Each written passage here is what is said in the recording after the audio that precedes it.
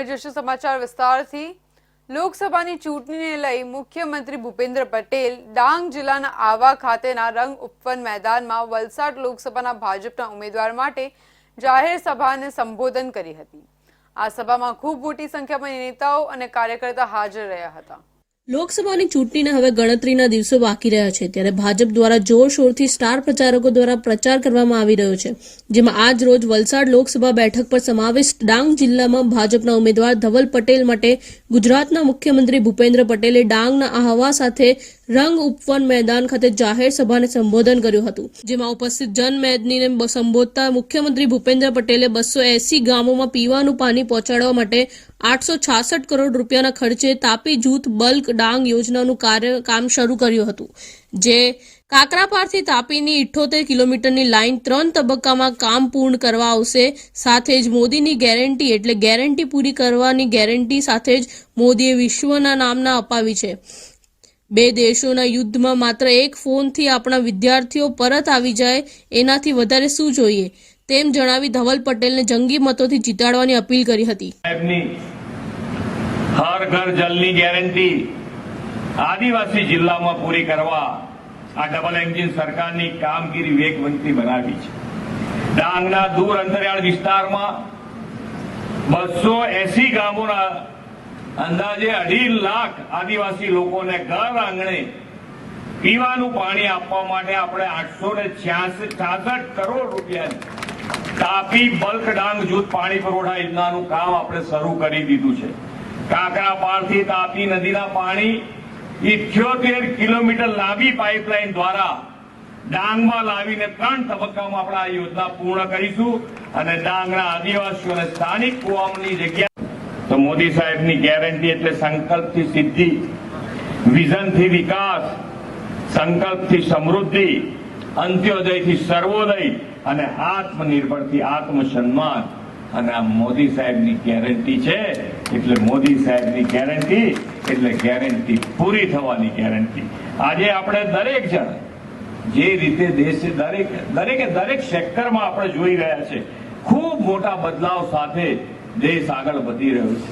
આજે દેશનું સન્માન આખા દુનિયામાં સૌથી વધારે સન્માન કોઈ વડાપ્રધાને અપાયું હોય તે માન્ય નરેન્દ્રભાઈએ અપાયું। આજે બે દેશના યુદ્ધ ચાલતા હોય અને માન્ય નરેન્દ્રભાઈના એક ફોનથી બે દેશ યુદ્ધ બંધ કરી દે અને આપણા વિદ્યાર્થીઓ પાછા આવે, એનાથી મોટું ગૌરવ કયું હોય? એનાથી મોટું ગૌરવ। લોકસભાની ચૂંટણી ચરમસીમાએ પહોંચી છે, ત્યારે રાજકીય પક્ષો અને નેતાઓ એકબીજા ઉપર સતત ટિપ્પણીઓ કરી રહ્યા છે। એક પણ મુદ્દો રાજકીય નેતાઓ છોડવા માંગતા ના હોય તે રીતે પ્રતિક્રિયા આપી રહ્યા છે અને સતત નિવેદનોને કારણે રાજકારણ પણ ગરમાયું રહ્યું છે। રાહુલ ગાંધીએ રાજા મહારાજાઓ અંગે કરેલું એક નિવેદન સામે આવતા નવો વિવાદ સર્જાયો છે। આ વિવાદ વચ્ચે રાહુલ ગાંધીએ સંઘ પ્રદેશ દમણમાં જાહેર સભાને સંબોધિત કરી હતી, જેની હાલ ખૂબ જ ચર્ચા ઉઠી રહી છે। દમણની સભામાં રાહુલ ગાંધીએ સંઘ પ્રદેશના પ્રશાસક પ્રફુલ્લ, ભાજપ અને RSS પર પ્રહાર કર્યા હતા। રાહુલ ગાંધીએ પ્રફુલ્લ પટેલને એડમિનિસ્ટ્રેટર નહીં પણ રાજા ગણાવ્યા હતા। સાથે કહ્યું હતું કે દિલ્હીમાં અમારી સરકાર આવશે એટલે તેને 2 મિનિટમાં જ અહીંથી આઉટ કરી દેવાશે। સભામાં ઉપસ્થિત લોકોને કહ્યું હતું કે મોદીજીએ તમારો મૂડ ખરાબ કરી નાખ્યો છે, તે હું ઠીક કરવા માટે આવ્યો છું। આ સાથે રાહુલ ગાંધીએ પ્રહાર કરતા જણાવ્યું હતું કે તમારી મુસીબત એ છે કે પ્રફુલ્લ પટેલને રાજાની જેમ તમારા માથા પર બેસાડી રાખ્યા છે। પહેલા અહીંના કિલ્લામાં રાજા બેસતા હતા, એવી જ રીતે પ્રફુલ્લ પટેલ અહીંના એડમિનિસ્ટ્રેટ નથી, તે અહીંના રાજા છે। રાજાને દિલ્હીથી બેસાડવામાં આવ્યા છે। રાજાને કહેવામાં આવ્યું છે કે તમે રાજા છો, તમારે જે પણ કરવું હોય તે કરી શકો છો। ઘર તોડવા હોય તો ઘર તોડી નાખો, લોકોને હેરાન કરવા હોય તો હેરાન કરો। પ્રફુલ્લ પટેલ અહીંના રાજા જે મનને આવે તે કરતા રહે છે અને પહેલા અહીં રાજા બેસતા હતા, એવી જ રીતે પ્રફુલ્લ પટેલ અહીંના એડમિનિસ્ટ્રેટ નહીં, અહીંના રાજા છે। રાજાને દિલ્હીથી બેસાડવામાં આવ્યા છે। તેને કહેવામાં આવ્યું છે કે તમે રાજા છો, જે કરવું હોય તે કરી શકો છો। આ સાથે રાહુલ ગાંધીએ ભાજપ સરકાર વિરુદ્ધ ખૂબ જ આકરા પ્રહારો કરતા માહોલ ગરમાયો હતો। अब आपकी मुसीबत यह है कि यहाँ पे नरेंद्र मोदी जी ने प्रफुल्ल पटेल जी को राजा जैसे आपके सिर के ऊपर बैठा रखा है। पहले यहाँ पे इस किले में राजा बैठते होते थे, अब वैसे ही प्रफुल्ल पटेल यहाँ के एडमिनिस्ट्रेटर नहीं है, वो यहाँ के राजा हैं, राजा किंग। और राजा को दिल्ली से बैठाया गया है और राजा को कहा गया है कि तुम राजा हो, तुम्हें जो भी करना है तुम कर सकते हो। घर तोड़ने घर तोड़ दो, लोगों को तंग करना है तंग करो, जो भी करना है खुली छूट है, दिल खोल के करो। और प्रफुल्ल पटेल जी यहाँ के राजा जो मन में आता है वो करते रहते हैं, आप लोगों को तंग करते रहते हैं। अब आप सोच रहे हो कि नहीं भाई ये तो हमारे साथ हो रहा है सिर्फ, मगर ये पूरे देश में हो रहा है। आप सोचिए, तमिलनाडु में तमिल भाषा का प्रयोग किया जाता है, बंगाल में बंगाली। नरेंद्र मोदी जी कहते हैं एक देश एक भाषा। अब तमिल लोग कह रहे हैं कि भैया एक भाषा कैसे? तमिलनाडु में तमिल बोली जाती है, बंगाल में बंगाली बोली जाती है, गुजरात में गुजराती बोली जाती है, एक भाषा कैसे? एक नेता कैसे? तो ये विचारधारा की लड़ाई है। તો CR પાટીલે કોંગ્રેસના નેતાઓ દ્વારા કરવામાં આવી રહેલી ટિપ્પણીઓ સામે નિશાન ચીંધી આકરા પ્રહારો કર્યા હતા અને કોંગ્રેસને ક્ષત્રિય સમાજની માફી માંગવા જણાવ્યું હતું। ગુજરાત ભાજપ પ્રદેશ અધ્યક્ષ CR પાટીલે કોંગ્રેસ નેતા પરેશ ધાનાણી સામે નિશાન ચીંધતા જણાવ્યું હતું કે શુદ્ધ ગુજરાતીમાં કહેવામાં આવે તો કોંગ્રેસના નેતાઓ દ્વારા બફાટ કરવો તેમનો સ્વભાવ બની ગયો છે। આજે કોંગ્રેસને ભીત ઉપર પોતાની હાર દેખાઈ રહી છે। ગુજરાતમાં સ્પષ્ટપણે તમામ 26 સીટો ભાજપ જીતી રહી છે, જેથી બોખલાહટમાં આવી કોંગ્રેસ દ્વારા ગમે તે સમાજ માટે ગમે તેવા નિવેદનો કરવામાં આવી રહ્યા છે। કોંગ્રેસના નેતાઓનો સ્વભાવ રહ્યો છે ક્ષત્રિય સમાજ અને રાજા મહારાજાઓ વિશે પણ 2 દિવસ અગાઉ કોંગ્રેસના નેતા રાહુલ ગાંધી દ્વારા નિવેદન કરવામાં આવ્યા હતા। રાજા મહારાજાનો ઇતિહાસ જાણવામાં કોંગ્રેસને કોઈ જ પ્રકારનો રસ રહ્યો નથી, એટલા માટે કોંગ્રેસ આ પ્રકારની વાતો કરે છે। આજે પણ આ દેશને અખંડ ભારત બનાવવાની જે કલ્પના હતી તેમાં સૌપ્રથમ સરદાર વલ્લભભાઈ પટેલે પોતાનું રજવાડું સરકારને આપી દીધું હતું। 532 થી પણ વધુ રજવાડાઓએ રાજા મહારાજાઓએ અખંડ ભારતના નિર્માણ માટે સરકારને અર્પણ કરી દીધા હતા। દેશ માટે સમર્પિતની ભાવના ક્ષત્રિય સમાજમાં પણ ખૂબ જ વધુ રહેલી છે, પરંતુ ક્ષત્રિય સમાજની કદર કોંગ્રેસે ક્યારે કરી નથી। સલિયાનાના જે વચનો આપ્યા હતા તે પણ કોંગ્રેસે પૂર્ણ કર્યા નથી। કોંગ્રેસ દ્વારા ખૂબ મોટો અન્યાય ક્ષત્રિય સમાજ જોડે કરવામાં આવ્યો છે। દેશના રાજા મહારાજા વિશે કોંગ્રેસે અભ્યાસ કરવો જોઈએ। ગુજરાતમાં ભાવનગર, ગોંડલ સહિત અન્ય જિલ્લાઓના રાજા મહારાજાઓએ એક ખૂબ જ સારી રીતે વહીવટ કર્યો હતો। શિક્ષણને પણ ખૂબ જ મહત્વ આપ્યું હતું। ખેતીને મહત્વ આપી લોકોને જાગૃત કરવાનું કાર્ય કર્યું હતું। ખેતી માટે પાણીની વ્યવસ્થાઓ પણ ઊભી કરવામાં આવી। મહિલાઓને સુરક્ષા માટે વ્યવસ્થાઓ કરવામાં આવી।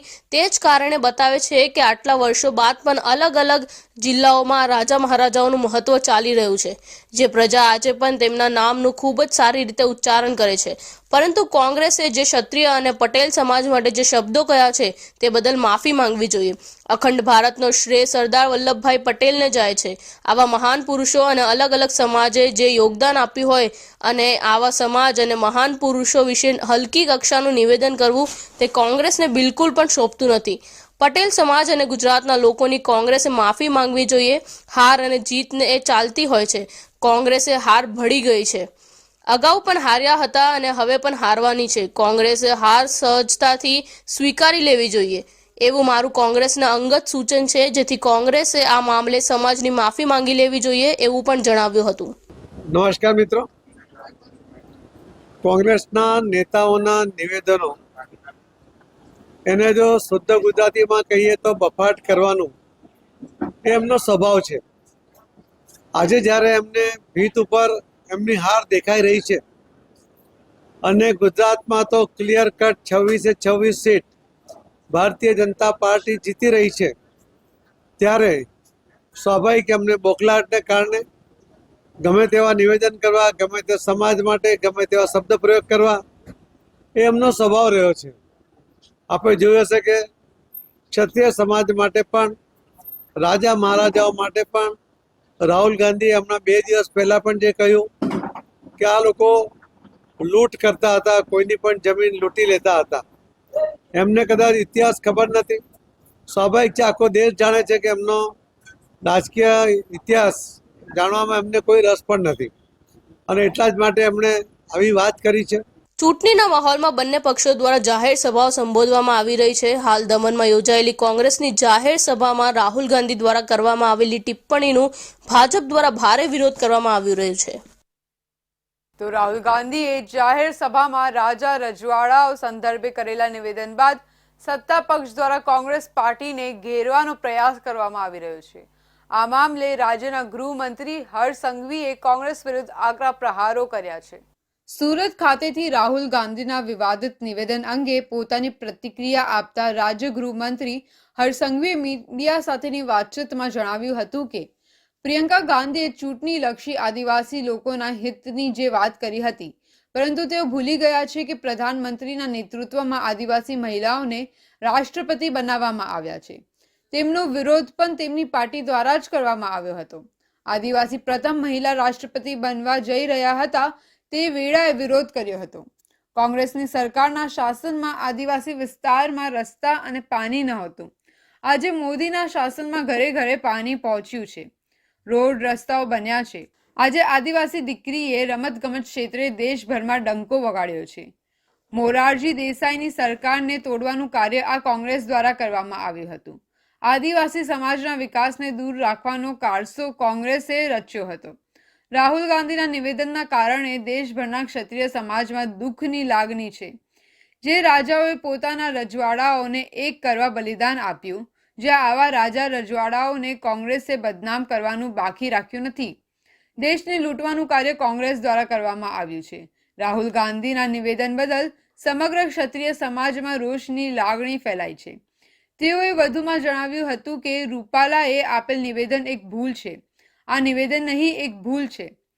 રૂપાલાએ આપેલા નિવેદન બદલ ક્ષત્રિય સમાજ રૂપાલાને માફી આપે તેવી માંગ છે. CR પાટીલને પણ આ મામલે માફી માંગી છે. સમાજ વચ્ચે જઈને પણ માફી માંગવી જોઈએ. કોઈ સમાજના હૃદયમાં દુઃખની લાગણી ન હોય તે માટે માફી માંગવી જોઈએ, પરંતુ રાહુલ ગાંધીના નિવેદન સામે પણ નજર નાખવી જોઈએ. ક્ષત્રિય સમાજ અને ભાજપ સિક્કાની એક બાજુ છે. અમારી અનેક બેઠક થઈ છે અને પોઝિટિવ રિસ્પોન્સ મળ્યો છે. સમાજ અને ભાજપ વચ્ચે કોઈ વહેમ ના રહે તેનું ધ્યાન રાખવું જોઈએ. મારે રાજકીય સ્ટેટમેન્ટ આ બાબતે આપવું નથી. સમાજ બાબતે કોઈ રાજકારણ કરવું નથી. આજે પ્રત્યેક ગામોનો વિકાસ થયો છે. શક્તિસિંહ ગોહિલને હું વિનંતી કરું છું કે આપણે સૌ સમાજને એક કરીને આગળ વધવું જોઈએ. ચૂંટણી માટે અનેક મુદ્દાઓ છે. સમાજની રાજનીતિ નહીં હોવી જોઈએ.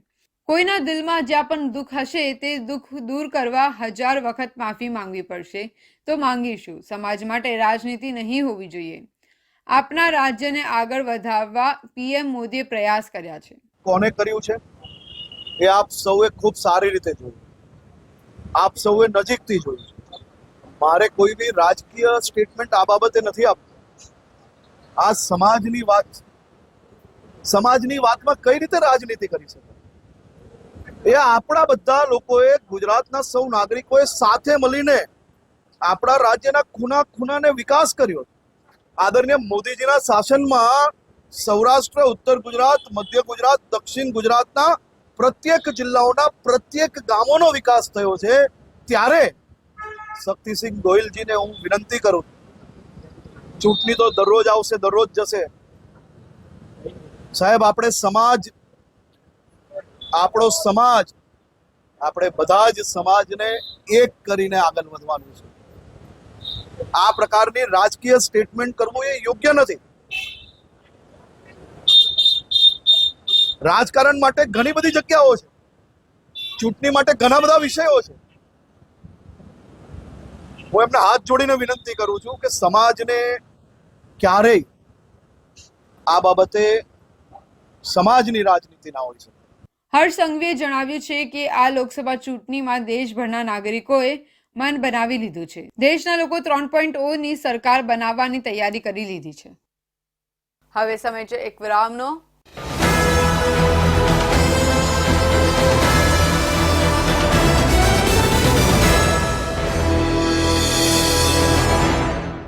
जो खबर आप देखना चाहते हैं वो छूट जाए हो नहीं सकता, वो बात जो आप समझना चाहते हैं रह जाए हो नहीं सकता, जो खबर आपके लिए जरूरी है वो हम ना बताएं हो नहीं सकता। रफ्तार वाली असरदार खबरों का बुलेटिन आंख कान खोल के रोज शाम 7 बजे सिर्फ इंडिया न्यूज पर।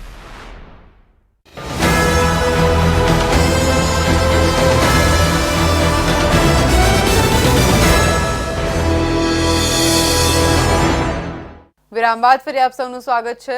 ભાજપ દ્વારા દેશનું બંધારણ બદલવાના પ્રિયંકા ગાંધીના નિવેદનને વખોડી કાઢી નાણાં, ઉર્જા, પેટ્રોકેમિકલ્સના કેબિનેટ મંત્રી કનુભાઈ દેસાઈએ પત્રકાર પરિષદમાં જણાવ્યું હતું કે કોંગ્રેસ દ્વારા મતદારોને ભડકાવવામાં આવી રહ્યા છે. દેશના વડાપ્રધાન આદરણીય નરેન્દ્રભાઈ મોદીના નેતૃત્વમાં ભારતીય જનતા પાર્ટી લોકસભા 2024 ચૂંટણી માટે અબકી બાર 400 પારના લક્ષ્યાંક સાથે આગળ વધી રહી છે. ગતરોજ ગુજરાત સરકારના નાણાં, ઉર્જા, પેટ્રોકેમિકલ્સના કેબિનેટ મંત્રી કનુભાઈ દેસાઈએ મીડિયાને સંબોધન કરતા જણાવ્યું હતું કે વલસાડ જિલ્લાના ધરમપુર ખાતે કોંગ્રેસના નેતા પ્રિયંકા ગાંધી દ્વારા ભારતીય જનતા પાર્ટી ઉપર કરવામાં આવેલા આક્ષેપો તેમજ સંવિધાન અંગે આપેલા તેમના નિવેદનને રદ્દીઓ આપી તેમના આક્ષેપોને વખોડી કાઢ્યા હતા.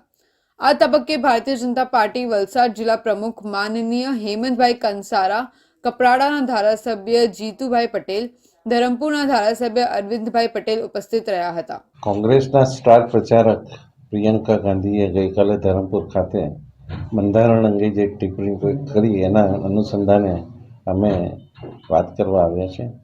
ખાસ કરીને ભારતનું બંધારણ ઐતિહાસિક છે અને એ બંધારણ દુનિયાના બધા દેશો કરતાં શ્રેષ્ઠ છે અને એ બંધારણ સાથે છેડછાડ કરવાનો સૌપ્રથમ પ્રયત્ન 1975માં એમના દાદી શ્રી ઇન્દિરા ગાંધીજી દ્વારા કરવામાં આવેલો અને ત્યાર પછી 21 મહિના બાદ જે ચૂંટણી આવી એમાં લોકોએ જે પ્રતિસાદ આપેલો સમગ્ર ભારતમાં એક એવો વંટોળ ફેલાયેલો કે લોકોએ લોકશાહી બચાવવા માટે મતદાન કરેલું અને ફરીથી જનતા પાર્ટીની સરકાર માનનીય વડાપ્રધાન શ્રી મોરારજીભાઈ દેસાઈની આગેવાની મળી. ભારતીય જનતા પાર્ટી એક ચોક્કસ રીતે માને છે કે ભારતનું બંધારણ શ્રેષ્ઠ છે. એ બંધારણમાં જે પણ પ્રોવિઝનો છે એ બધા શ્રેષ્ઠ છે.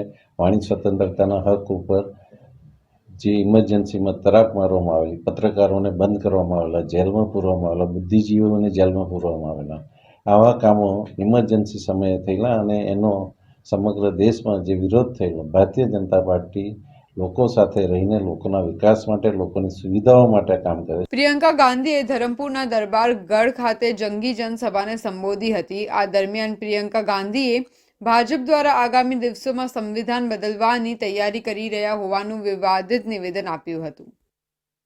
તો વલસાડ ડાંગના લોકસભાના ઉમેદવાર ધવલભાઈ પટેલે વલસાડ જિલ્લાના ધરમપુર ખાતે કોંગ્રેસના નેતા શ્રીમતી પ્રિયંકા ગાંધી દ્વારા ભારતીય જનતા પાર્ટી ઉપર કરવામાં આવેલા આક્ષેપો તેમજ સંવિધાન અંગે આપેલા તેમના નિવેદનને રદ્દીઓ આપી તેમના આક્ષેપોને વખોડી કાઢ્યા હતા.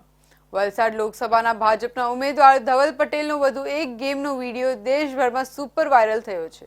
વિડીયોમાં પ્રધાનમંત્રી શ્રી નરેન્દ્રભાઈ મોદી અને વલસાડ લોકસભાના ઉમેદવાર ધવલભાઈ પટેલ દેશ અને વલસાડની સમસ્યાનો ખાત્મો કરતા કરતા આગળ વધે છે અને અંતમાં ધવલભાઈ 5 લાખથી વધુની લીડથી જીત હાંસલ કરીને દિલ્હી સુધી જાય છે અને અબકી બાર 400 પારના લક્ષ્યાંકને સફળતાપૂર્વક પ્રાપ્ત કરવામાં પોતાનું યોગદાન આપતા નજર પડે છે.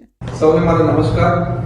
તમે જેમ જાણો છો કે પૂરા દેશભરમાં લોકસભાના પ્રચાર પ્રસાર અભિયાન પૂરજોશથી ચાલુ છે અને પૂરા દેશના લોકો, દરેક રાજ્યના લોકો આ વખતે સંકલ્પ લીધો છે કે મોદી સાહેબને મોટી જીત સાથે ત્રીજી વાર પ્રધાનમંત્રી બનાવવાના છે. એ રીતે દરેક લોકોએ સંકલ્પ લીધો કે મોદી સાહેબને 400 સીટ કરતાં વધારે પ્રધાનમંત્રી બનાવવાના છે. એનાથી જેટલા પણ ઓપોઝિશનની પાર્ટી છે અને ઓપોઝિશનના નેતાઓ છે એ હતાશ થઈ ગયા છે ને અવનવા બયાનો આપે છે. એ જ રીતે કાલે ધરમપુર ખાતે વલસાડ લોકસભા અંતર્ગત પ્રિયંકા ગાંધી આવી હતી, સભા કરી હતી અને સભામાં હતાશ થઈને એમણે એમ કહ્યું કે મોદી સાહેબ 400 સીટ કરતાં વધારે પ્રધાનમંત્રી બનશે તો સંવિધાન બદલી કાઢશે. આ એકદમ હતાશામાં આવીને એવા બયાનો આપી છે. સંવિધાન બદલવાનું કામ કોઈ કર્યું અને સંવિધાનને ઘોટવાનું કોઈ કામ કર્યું હોય તો કોંગ્રેસના પાર્ટી અને કોંગ્રેસના નેતાઓ કર્યું છે. જ્યારે એમના ઇન્દિરા ગાંધી છે જેમણે ઇમરજન્સી લાદી હતી અને ઇમરજન્સીના હેઠળ દરેક ઓપોઝિશન લીડરોને પણ જેલમાં પૂરી દીધા હતા અને પત્રકારોને પણ પૂરી પાબંદી લગાડીને એમને પણ જેલમાં પૂરવાનું કામ એ કોંગ્રેસની સરકારે કર્યું હતું. તો લોકસભાની સામાન્ય ચૂંટણીમાં ત્રીજા તબક્કાના મતદાનમાં પોલીસ જવાનોએ પોલીસ હેડ મતદાન કર્યું હતું, જેમાં વલસાડના એસીપી, ડીવાયએસપી, પીઆઈ અને પીએસઆઈએ પણ મતદાન કર્યું હતું. લોકસભાની સામાન્ય ચૂંટણી વલસાડ જિલ્લા અને ગુજરાત રાજ્યમાં ત્રીજા તબક્કામાં મતદાન યોજાનાર છે. વલસાડ લોકસભા બેઠક ઉપર ચૂંટણીમાં ફરજ બજાવનાર પોલીસ જવાનો માટે પોલીસ હેડક્વાર્ટર ખાતે પોલીસ જવાનો માટે બેલેટ પેપર ઉપર મતદાન યોજાઈ રહ્યું છે. ત્રીજા તબક્કાની સામાન્ય ચૂંટણીનો પ્રારંભ બેલેટ પેપર વડે મતદાન યોજાઈ રહ્યું છે. પોલીસ જવાનો ચૂંટણીની ફરજ દરમિયાન મતદાનથી વંચિત ન રહે તે માટે બેલેટ પેપર વડે મતદાન યોજવામાં આવી રહ્યું છે. વલસાડ જિલ્લામાં ફરજ બજાવતા 1122 જેટલા પોલીસ જવાનો માટે નજીકની પોલીસ હેડક્વાર્ટર ખાતે મતદાન યોજાયું હતું. ચૂંટણી પંચના માર્ગદર્શન હેઠળ 7મી મેના રોજ અલગ અલગ મતદાન મથકો ઉપર ચૂંટણીની ફરજ ઉપર રહેનાર તમામ પોલીસ જવાનો મતદાનથી વંચિત ન રહે તે માટે ચૂંટણી પંચ દ્વારા મતદાનની વ્યવસ્થા કરવામાં આવી હતી. જિલ્લા ચૂંટણી વિભાગ દ્વારા પોલીસ હેડક્વાર્ટર ખાતે મતદાન કુટીર અને અન્ય વ્યવસ્થાઓ ચૂંટણી વિભાગ દ્વારા કરવામાં આવી હતી. સાથે જ વલસાડ જિલ્લા ચૂંટણી અધિકારી અને વલસાડ જિલ્લા એસપી વલસાડ દ્વારા તમામ મતદારોને મતદાન કરવા અપીલ કરવામાં આવી હતી. આ સાથે જિલ્લા કલેક્ટર દ્વારા મતદાન મથકની મુલાકાત લઈને નિરીક્ષણ કર્યું હતું. સાથે જ તમામ મતદાન અંગેની જાણકારીઓ તેમના દ્વારા મેળવવામાં આવી હતી. સાથે લોકોને ચૂંટણી કાર્ડ ન હોય તો પણ તેનો મતદાન કરી શકે તે અંગેની જરૂરી માહિતી મીડિયાના માધ્યમથી લોકોએ આપી હતી. હરીફ ઉમેદવારોની યાદી તૈયાર થઈ ગયા બાદ આપણે પ્રથમ 12Dના આધારે જે એબસેન્ટી વોટર્સ હતા એમને ઘરે ઘરે જઈને મતદાનની પ્રક્રિયા શરૂ કરી હતી. આજે આપણે આપણા ચૂંટણી ફરજમાં તમામ કામ કરતા યુનિફોર્મ સર્વિસીસના જે કર્મચારીઓ છે એમના માટે પોલીસ હેડક્વાર્ટર ખાતે ખાસ ફેસિલિટેશન સેન્ટર ઊભું કરવામાં આવેલું છે. એવી જ રીતે 5 વિધાનસભાઓમાં એઆરઓના હેડક્વાર્ટરમાં ફેસિલિટેશન સેન્ટર ઊભા કરવામાં આવેલા છે. અહીંયા 1122 મતદારોએ સાંજ સુધી મતદાન કરશે. એ બધા એવા મતદારો છે કે જે કાં તો પોલીસમાં, ફોરેસ્ટ ડિપાર્ટમેન્ટમાં, હોમગાર્ડમાં, જીઆરડીમાં, ટ્રાફિક બ્રિગેડમાં એવી અન્ય જગ્યાએ ફરજ બજાવતા હોય અને આ ચૂંટણી દરમિયાન એ લોકો ચૂંટણીના દિવસે ફરજના લીધે મતદાન કરી શકવાના નથી. તો એવા તમામને આપણે આજે સુવિધા આપેલી છે. વલસાડ જિલ્લા કલેક્ટર શ્રી આયુષ ઓક સાહેબના માર્ગદર્શનમાં આજે પોસ્ટલ બેલેટની જિલ્લાના અલગ અલગ 5 ફેસિલિટેશન સેન્ટર ખાતે વ્યવસ્થા કરવામાં આવી છે. જિલ્લાના તમામ યુનિફોર્મ સર્વિસના અધિકારી અને કર્મચારીઓ, જેની અંદર તમામ પોલીસ અધિકારીઓ, કર્મચારીઓ, તમામ હોમગાર્ડ, તમામ જીઆરડી, તમામ સાગર રક્ષક દળ, તમામ ટ્રાફિક બ્રિગેડ અને તમામ ફોરેસ્ટના ઓફિસરો એ અલગ અલગ ફેસિલિટેશન સેન્ટર પર જઈને પોતાના પોસ્ટલ બેલેટ, પોતાના મતાધિકારનો ઉપયોગ કરી મત આપી રહ્યા છે. વલસાડ ખાતે વલસાડ એઆરઓ સીટ ઉપર જે ફેસિલિટી સેન્ટર છે એ પોલીસ હેડક્વાર્ટર ખાતે રાખવામાં આવ્યું છે અને 1122 જેટલા ફેસિલિટી સેન્ટર ઉપર લોકો મતાધિકારનો ઉપયોગ કરશે. આજે તમામ પોલીસ અધિકારી, કર્મચારી ધીમે ધીમે આવીને પોતાના વોટ આપી રહ્યા છે. લોકસભા ચૂંટણી માટે યોજાયેલા મતદાનમાં ખૂબ જ મોટી સંખ્યામાં પોલીસના ઉચ્ચ અધિકારીઓથી લઈ પોલીસના જવાનોએ મતદાન કરી પોતાની ફરજ નિભાવી હતી. અમદાવાદથી મુંબઈ જતી વંદે ભારત ટ્રેનના દરવાજા જ ન ખુલતા મુસાફરો પરેશાન બન્યા હતા. સુરત રેલવે સ્ટેશન પર દરવાજા ન ખુલતા ટ્રેન 1 કલાકથી વધુ સમય સુધી અટવાઈ હતી. સુરત ખાતે સવારે 8:20 વાગે વંદે ભારત ટ્રેન પહોંચે છે, પરંતુ ટેકનિકલ કારણોસર ટ્રેનના દરવાજા ન ખુલતા મુસાફરો સ્ટેશન પર ઉતરવા માટે પરેશાન બન્યા હતા. અમદાવાદથી મુંબઈ જતી વંદે ભારત ટ્રેન સુરત સ્ટેશન ઉપર સવારે પહોંચી હતી. વંદે ભારત ટ્રેન અંદાજે 8:20 વાગ્યે સુરત રેલવે સ્ટેશન ઉપર પહોંચતા મુસાફરો પોતાના કોચમાંથી બહાર જવા માટે ઊભા થયા હતા, પરંતુ ટ્રેનમાં કોચના દરવાજા ખુલ્યા ન હતા, જેના કારણે મુસાફરો અંદર જ બેસી રહ્યા હતા.